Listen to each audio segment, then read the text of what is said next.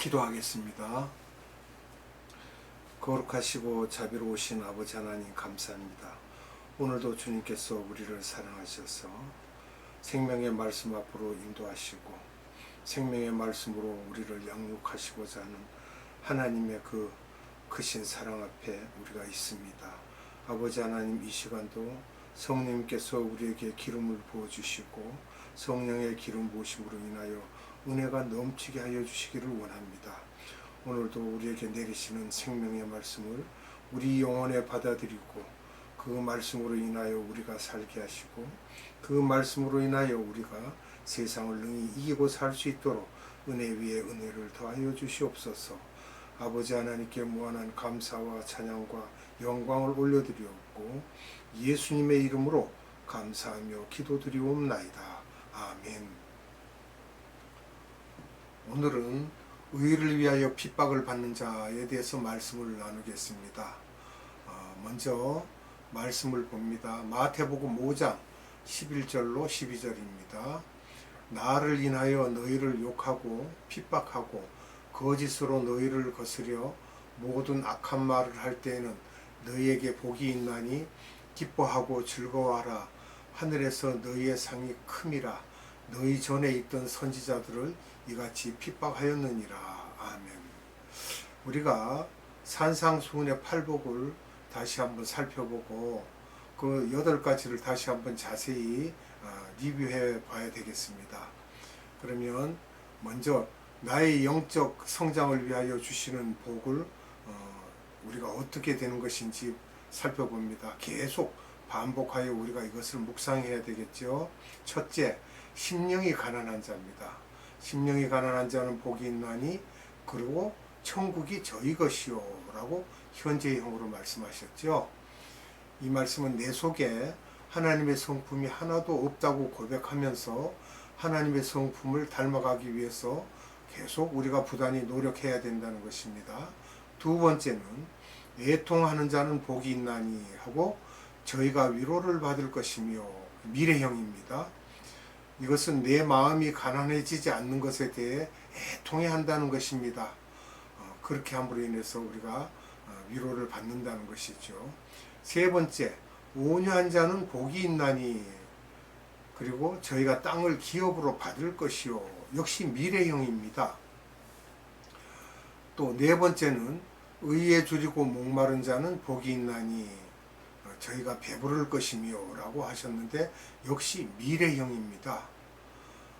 의에 줄이고 라는 이 말씀은 고체 음식인데 예수님의 말씀이죠. 의라는 것은 예수님 말씀이 육신이 되어서 오셨다고 하셨기 때문에 고체 음식으로 보고 영적 식욕을 갖고 말씀을 보고 듣고 공부하고 암기하는 수준이 아니라 이 말씀을 깊이 내 위 속에 넣어서 우리 하트죠, 말하자면 말씀을 묵상하는 수준까지 이르러야 된다는 것입니다. 에베소서 6장에서 성령의 검 곧 하나님의 말씀이라고 하셨죠. 이와 같이 이 말씀을 우리가 늘 잊지 않아야 될 것입니다. 히브리서 4장 12절을 봅니다. 하나님의 말씀은 살았고 운동력이 있어 좌우에 날선 어떤 검보다도 예리하여 혼과 영과 및 관절과 골수를 찔러 쪼개기까지 하며 또 마음의 생각과 뜻을 감찰하라니. 아멘. 여기서 우리 하트 속에 있는 더러운 쓴뿌리들을 잘라내기 위해서는 말씀의 검이 필요하며 말씀을 묵상하면 날선 검이 우리 마음 깊은 곳에 들어와서 그 쓴뿌리들을 잘라내 주신다고 분명히 말씀하셨습니다. 히브리서 12장 15절을 봅니다. 너희는 돌아보아 하나님 은혜에 이르지 못하는 자가 있는가 두려워하고 또 쓴뿌리가 나서 괴롭게 하고 많은 사람이 이로 말미암아 더러움을 입을까 두려워하고. 아멘. 이 말씀은 하트 속에 쓴뿌리가 있으면 하나님의 은혜에 이르지 못한다는 말씀이죠. 그래서 의에 목마르다라는 말씀은 목마르다 액체 음식이죠. 성령의 생수, 성령의 역사하심, 또 우리 바깥에서 우리를 돌보고 계시는 파라클레토스 성령님의 기름 부으심에 우리가 목말라 해야 하고 간절히 구해야 합니다. 성령님께 우리가 초청을 하고 모셔드려야 하는 것입니다. 그리고 푸뉴마 성령님은 구원에 이르게 하시는 성령님이죠. 우리 하트 안에 계십니다. 우리가 성전이라고 했죠. 그리고 파라클레토스 성령님은 보혜사 성령님입니다. 불같이, 바람같이, 물같이, 생수같이, 비둘기같이, 이슬같이 임하시기도 합니다. 한마디로 성령의 기름 부으심이 우리 마음 깊숙이 들어오셔서 내 속에 더러운 것을 불로 태워주시기도 하고 물로 씻어주시기도 하는 것입니다. 근본적으로 잘라내는 것은 성령 충만으로 안 되고 말씀의 검으로 할 수 있다는 것입니다. 여기서 우리가 대인 관계에 대해서 대인 대신 관계의 영적 성장을 위해 주시는 복을 또 살펴봅니다. 5번째부터입니다. 5번째는 긍휼히 여기는 자는 복이 있나니 그리고 미래형이 돼 긍휼히 여김을 받을 것이요. 우리가 받을 복입니다. 사람들을 볼 때 나의 시각이 변하여 예전에 정죄하고 미워했던 사람에게 자비한 마음을 갖게 된다는 것입니다. 불쌍히 여기는 마음이 생기죠. 또 6번째입니다. 마음이 청결한 자는 복이 있나니 했고요. 저희가 하나님을 볼 것이요. 그럴 때 미래형입니다. 이후에 있을 일이죠. 받을 복입니다. 마음속에 있는 불순물들이 제거된다는 말씀이며 불순물을 제거하기 위해서는 용광로에 꼭 들어가야만 한다는 것입니다. 그 용광로가 우리가 세상 삶을 살면서 당하는 고난이고 핍박이죠. 환난이며 이런 것들을 우리가 꼭 겪고 그러므로 인해서 넘어지지 않고 오히려 더 굳게 믿음을 지켜야 한다는 것입니다. 그리고 마음이 깨끗해지면 마음속에 질투, 미움, 우상성김 등 여러 가지 더러운 것이 없어지고 자비가 생기면서 영안이 떠져서 우리 눈에 보이지 않던 하나님을 볼 수 있게 되는 것입니다. 반대로 악령계도 볼 수 있는 것입니다. 한마디로 영적 분별력이 생기게 되는 것이죠. 그래서 주의 영과 악령을 우리가 분별할 수 있죠. 그 다음에 7번째, 화평케 하는 자는 복이 있나니 하시고 하나님의 아들이라 일컬음을 받을 것이요. 역시 미래형입니다. 이후에 우리가 받을 복이죠. 첫째부터 6단계를 통하여 마음이 깨끗해지면 그 다음에 하나님의 아들이라는 칭함을 받는다는 것이며 로마서 7장과 8장이 다른데 8장에서 우리들은 양자의 영을 받았고 그리스도와 함께 고난도 받고 영광도 함께 받는다고 분명히 말씀을 하셨어요.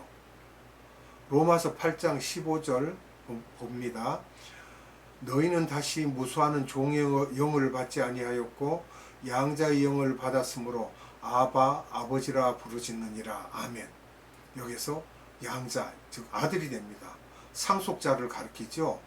땅을 유업으로 받을 자가 된 것입니다. 로마서 8장 17절 봅니다. 자녀이면 또한 후사 곧 하나님의 후사요 그리스도와 함께한 후사니 우리가 그와 함께 영광을 받기 위하여 고난도 함께 받아야 할 것이니라. 아멘. 후사가 무엇입니까? 상속자를 말하죠. 유산을 받을 자. 또 8장 26절을 봅니다. 로마서 이와 같이 성령도 우리의 연약함을 도우시나니 우리는 마땅히 빌 바를 알지 못하나 오직 성령이 말할 수 없는 탄식으로 우리를 위하여 친히 간구하시느니라. 아멘. 또 28절을 봅니다. 로마서 8장 28절입니다. 우리가 알거니와 하나님을 사랑하는 자 곧 그의 뜻대로 부르심을 입은 자들에게는 모든 것이 합력하여 선을 이루느니라. 아멘. 하나님의 대계명과 대사명을 지키는 자, 마음과 목숨과 뜻과 힘을 다하여 사랑하는 것이죠. 하나님을 사랑하고 또 하나님을 사랑하는 자는 우상을 섬기지 않는 자죠. 돈, 명예, 권력 등의 눈에 보이는 것들의 마음을 빼앗기지 아니하는 아주 마음이 깨끗한 자들을 말하고 있죠. 요한복음 1장 12절을 봅니다. 영접하는 자, 곧 그 이름을 믿는 자들에게는 하나님의 자녀가 되는 권세를 주셨으니. 아멘. 영적 성숙 단계에서의 유아기의 젖먹이 아이를 가리키고 있는 내용인데, 그러나 하나님을 믿으면 하나님의 자녀로 우리가 권세를 받는다는 것입니다. 여기에서 우리가 수직적 화평을 보면은요, 하나님과 마귀의 자녀들 사이에서 화평케 하는 일을 한다는 것입니다. 본래 예수님이 하신 일이지만 그것을 성령 세례를 받은 우리들에게 권세를 주셨으므로 우리가 할 수 있다는 것입니다. 그리고 수평적 화평이 있습니다. 교회 안에서 성도들 사이에서 화평케 하는 것이죠. 하나님의 자녀들입니다. 세상 사람들은 아닙니다. 영안이 열리면 교회 안에서 악령에 사로잡혀 있는 사람들도 보이게 됩니다. 그들을 잘 권면해서 옳은 길로 인도할 수 있는 그러한 힘을 우리가 발휘할 수가 있습니다. 구세군을 창시한 윌리엄 버스라는 사람의 책에서 이분이 북을 치면서 전도를 하여도 사람들이 듣지 않자 그가 주님 저들에게 지옥을 한번 보여주시라고 기도했다고 합니다.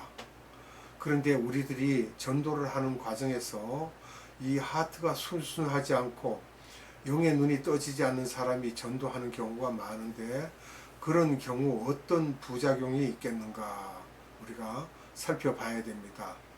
목사, 전도사, 선교사 등도 마찬가지죠. 영적으로 보이지 않지만 기계적으로, 기술적으로, 신학적으로 전도하는 경우에는 자기 욕심, 자기 영광을 드러내려 하며 그럴 때 다투기도 하고 경쟁하기도 합니다. 이렇게 되면 성령의 열매를 맺지를 못하죠. 자, 그 다음에 8번째, 의를 위하여 핍박받는 자는 복이 있나니, 그리고 천국이 저희 것이며, 그렇게 말씀하셨는데 현재 완료형입니다. 현재 완료형인데 뭐냐? 의를 위해서 핍박을 받는 자는요, 이 땅에 지금 살면서 우리가 천국을 마음에 누릴 수가 있습니다. 참 신기한 일입니다. 여기에서 핍박은 하나님의 공동체 안에서 하나님의 자녀들에게 핍박을 받게 된다는 것입니다. 외부인들에게 핍박을 받는 것이 아니라 하나님의 자녀들, 그 수족과 같은 공동체 안에서 핍박을 받는다는 것입니다. 두 종류의 하나님의 자녀들이 있습니다. 첫째는 핍박을 하는 자녀들입니다. 겉으로는 더 유명하고 권력이 있고 많은 사람들에게 존경을 받고 인정을 받고 그렇습니다. 그런데 욕하고 거짓으로 거스려 모든 악한 말을 합니다. 상대가 변명할 여지도 없게 그렇게 닦아세우고 못살게 굴죠. 그런데 우리는 복을 받는다는 것입니다. 두 번째는 핍박을 받는 자녀들입니다. 교계 안에서 힘도 없고 유명하지도 않고 많은 사람들에게 인정받지도 못합니다. 참 어두운 곳에서, 아무도 모르는 곳에서 봉사하고 열심을 내는 분들이 있습니다. 이런 분들이 핍박을 받을지언정 그는 이미 그 마음에 천국을 누리고 있는 것입니다. 마태복음 5장 12절을 봅니다. 기뻐하고 즐거워하라. 하늘에서 너희의 상이 큼이라. 너희 전에 있던 선지자들을 이같이 핍박하였느니라. 아멘. 선지자 시대를 볼 것 같으면요, BC 850년에서 BC 400년경인데 BC 950년에 성전 건축 이후에 약 100년 이후에 엘리야가 나타나죠. 그래서 엘리야에서 말라기까지 계속 이어나죠. 그런데 엘리야 시대를 보면 솔로몬 성전은 굉장히 크고 종교 활동을 활발했지만 그곳에 많은 유대교 지도자들이 성전도 확정하고 예배도 활발했으나 그 하트가 더러우기 때문에 우상을 섬겼지요. 바알신을 섬기고, 그리고 우상을 섬기면서 평안하고 또 이방과 화평하였기 때문에 하나님께서 선지자를 보내서 그들에게 경고를 하지만 유대교 지도자들은 하나님이 보냈던 선지자들을 무시하고 욕을 하면서 종교 파워로 이 선지자들을 다 죽이는 일이 있었습니다. 그래서 이런 수준, 아들의 단계에 이르게 되면 이들이 교계 지도자들에게 우상을 섬기지 말라고 하면 이런 선지자들과 같은 핍박을 받게 될 것이라는 것입니다. 오늘날도 과거 2000년 동안 전 세계적으로 기독교 역사 속에서 예수님의 이름으로 교회 건물을 크게 짓고 예수의 이름으로 따른 사람도 많고 예수님의 이름으로 돈도 많이 벌고 명예도 얻고 종교 지도자가 되면 자신도 모르는 사이에 눈이 감겨지게 되는데 그 이유는 이 모든 것이 우상이기 때문입니다. 사도 바울을 잠시 볼까요?